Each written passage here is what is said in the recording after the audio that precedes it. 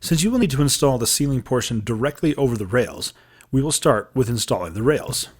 Remove the rails, gasket, and other hardware from the cardboard tube that came with your lifter. Before going further, you'll need to do a little research about your truck top. Inside the ceiling of each truck top is a reinforced area.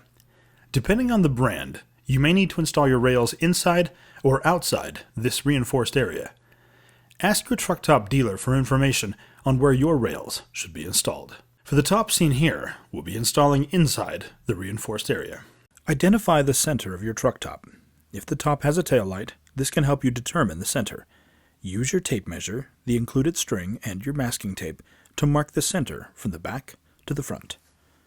Let's figure out the measurements for positioning your rails.